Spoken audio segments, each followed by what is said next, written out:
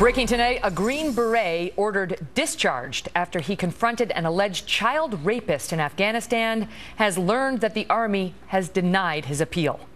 Last month, the Kelly File reported on Sergeant First Class Charles Martland and his fight to continue serving his country after he and his team leader got in trouble for striking an Afghan police commander accused of raping a young boy and then beating up the child's mother. Trace Gallagher live in our West Coast newsroom with the very latest. Trace? And Megan, the memo sent to Sergeant First Class Charles Martland says that his appeal to remain in the Army is denied because there is no new evidence. But it's the original evidence that has made this story so controversial. In 2011, Martland, a decorated Green Beret, was helping train Afghan police officers in the Kunduz province when a woman came into their camp claiming one of the Afghan police commanders had repeatedly raped her 12-year-old son and badly beaten her. Sergeant Martland and his teammate, Captain Daniel Quinn, confronted the Afghan police commander, and Captain Quinn told the Kelly File the police commander confessed. Listen. Then he started laughing. Once we described how atrocious this was and how disparaging this was, he started laughing in our face and just shrugged his shoulders almost as if to say, you know, it's no big deal. Quinn, who accepted the Army's dismissal, then acknowledges that he and Sergeant Martland lost their tempers and threw the police commander to the ground. It was that physical altercation that got the soldiers in trouble. Even though U.S. soldiers are not required to report cases of child abuse in Afghanistan, today the Department of Defense strongly disputed reports that members of the military had been told to look the other way. Listen. There is no policy in place that directs any U.S. military or government personnel overseas to ignore human rights abuses. On the contrary, we monitor such atrocities closely and have continually stood up for those who have suffered exploitation. Now, Republican Congressman Duncan Hunter is outraged by the soldiers' removal and is pressing Defense Secretary Ash Carter to reverse the decision. Megan. Trace, thank you. Joining me now in a Kelly File exclusive, Captain Daniel Quinn. He's a former Army captain and teammate of Sergeant Martland, and Republican Congressman Duncan Hunter, who has been fighting to keep Martland in the Army. Thank you both for being back with me. Let me start with you, Captain Quinn. Sure. This is unbelievable. I mean, so he's done. The Army has sided essentially with the Afghan child rapist. It's correct. It's I mean, it's a travesty, not just to Charles, but to his wife, to his two kids. Charles was born to be a soldier. He did it better than anyone I've ever worked with. And it's terrible, not just for him and his family, but for our country as well. What do you, go ahead. All he wants to do is continue to serve our country with distinction, just like he's done for the last 11 years, and the Army's refusing to let him do that. It's a disservice to him, his family, and to everyone that's worked with him, for him, and that knows him. What do you make of this statement we just heard? There's no policy in place to ignore human rights violations, none at all. I mean, that's not necessarily true, because we had, as we've discussed, there's been 3 previous cases of sexual assault. Charles and I reported each one up our chain of command, and what their policy is that we have to go through the local government of Afghanistan. So in our case, we went through the local government 3 times, and all 3 times it was basically met with indifference. They don't care. Exactly. So I mean, they don't care.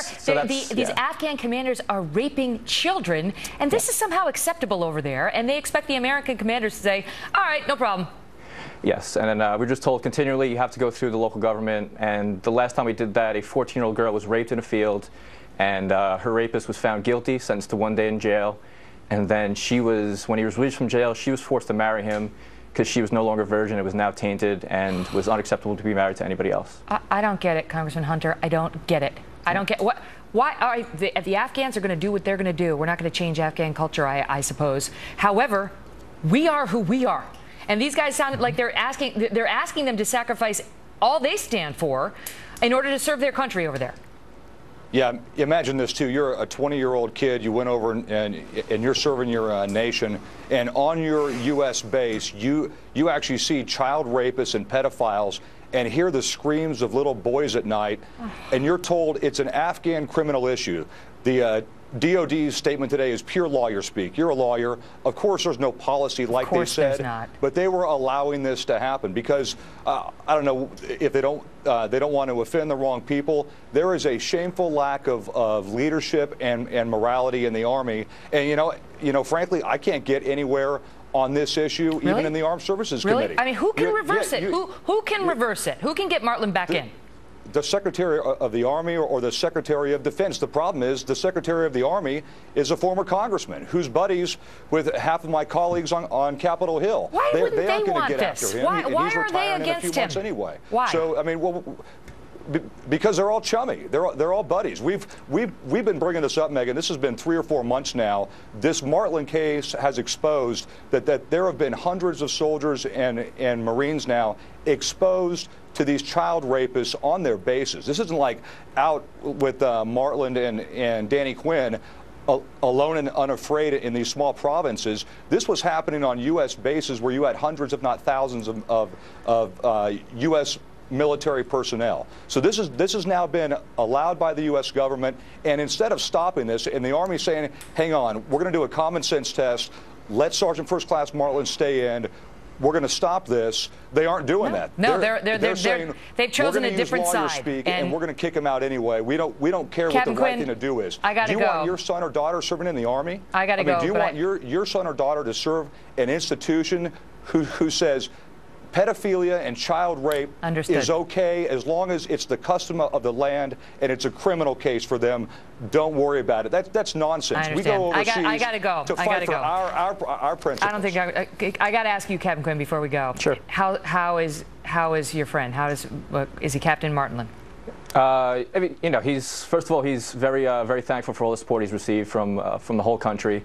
It's humbling for both him and I. We really appreciate it, and you know, he's doing right. He's obviously definitely broken today from the news, but he's going to keep fighting. We're going to keep fighting, and Congressman Hunter's going to keep fighting. And we just ask America to keep helping Congressman Hunter out. Write to him, write your congressman, and let's get Charles to stay in the Army. Thank you, guys. Thank you both. Thank you, Megan. Appreciate it. All the best. Tomorrow night, we have a cable news exclusive with a Kentucky clerk who got in trouble for her stand against same-sex marriage. But up next, we'll take a look at the new effort to send Kim Davis back to jail.